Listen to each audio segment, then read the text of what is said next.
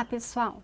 Paul Stratton, em seu livro Turing e o Computador em 90 Minutos, relata que o computador é uma das maiores invenções da humanidade, junto com o fogo, a roda e a eletricidade.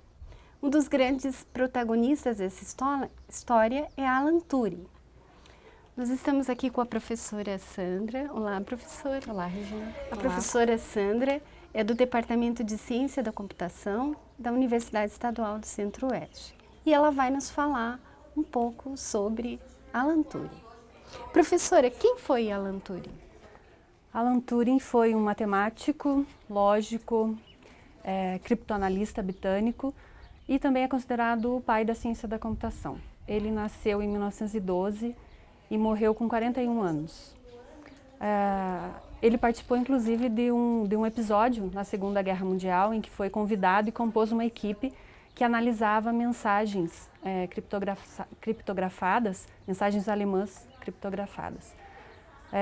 Depois desse episódio da participação na Segunda Guerra, ele inclusive se interessou pela área de química, publicando diversos artigos importantes nessa área, inclusive. Turing deveria ter sido um grande aluno, né? Pois é. O que nós conhecemos como ensino médio, quando Turing fez o que a gente conhece como ensino médio, ele estudou numa escola pública e ele tinha bastante dificuldade. Inclusive as notas não eram boas, ele quase não conseguiu o seu certificado de conclusão do curso. Já na universidade, ele se graduou com honras e depois, como cientista, ele foi muito famoso, teve muito reconhecimento, mas infelizmente só depois da sua morte.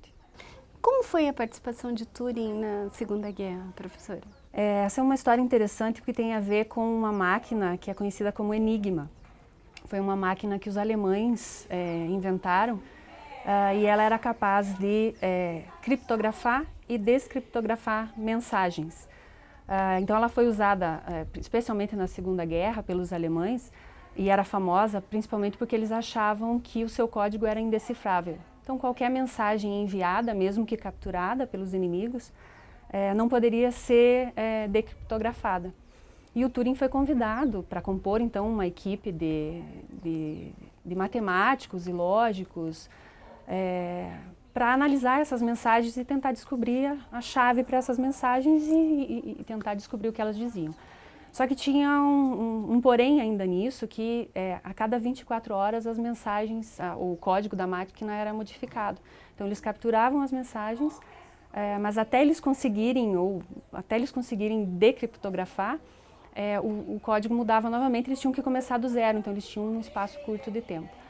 Mas a equipe do Turing conseguiu descobrir como a máquina funcionava e eles criaram um instrumento eletromecânico conhecido como bombe, eles chamavam de máquina de bombeamento ou máquina de bomba, que automatizou esse processo de receber as mensagens, descobrir qual era a chave e dar a resposta. Esse acontecimento, né, essa descoberta, disse que foi responsável por encerrar a Segunda Guerra Mundial aproximadamente um ano antes do que se previa, salvando várias vidas. Esse episódio está bem retratado no filme sobre a vida do Turing, sim, o jogo da imitação, né? Tá bem, e é bem fiel ao que aconteceu de verdade, ao que aconteceu na realidade. Você tem uma curiosidade para nos dizer sobre Alan Turing? Eu acho a vida do Turing muito interessante. Ele publicou um artigo quando ele tinha 24 anos, mais ou menos, que exemplificava, o que propunha um passo a passo para a solução de problemas matemáticos, que é a forma com que os computadores atuais funcionam. Então, lá em 1936, ele propôs esse passo a passo, e o computador funciona dessa forma até hoje. Esse artigo viria a ser muito famoso depois, e nesse artigo ele chama esse instrumento que ele criou de máquina de computação abstrata. Anos depois, né, quando ele já era falecido, então os matemáticos rebatizaram, digamos assim, a máquina como máquina de Turing. Então ela apesar de se chamar máquina, é uma máquina abstrata, né, não é uma máquina física, é um exemplo de um passo a passo para resolver funções matemáticas. Outra coisa interessante nesse artigo que o Turing propôs em 1936 é que ele já provou e mostrou que alguns problemas não têm solução computacional, quer dizer, eles não podem ser resolvidos com um passo a passo. E esses problemas que ele identificou lá em 1936, que não tinham solução computacional, continuam hoje também sem solução computacional. Então, não são todos os problemas que o computador pode resolver. Você tem um exemplo para nós, né? Nas mais diversas áreas, nós temos problemas sem solução computacional. Na computação, por exemplo, não existe um algoritmo, né? Não existe um passo a passo em que você reconheça dois programas e diga se eles são iguais, se eles funcionam da mesma maneira. Então, não tenho como escrever um código, escrever um programa que analise outros dois e diga eles fazem a mesma coisa. Na matemática, por exemplo, seria o problema do ladrilhamento.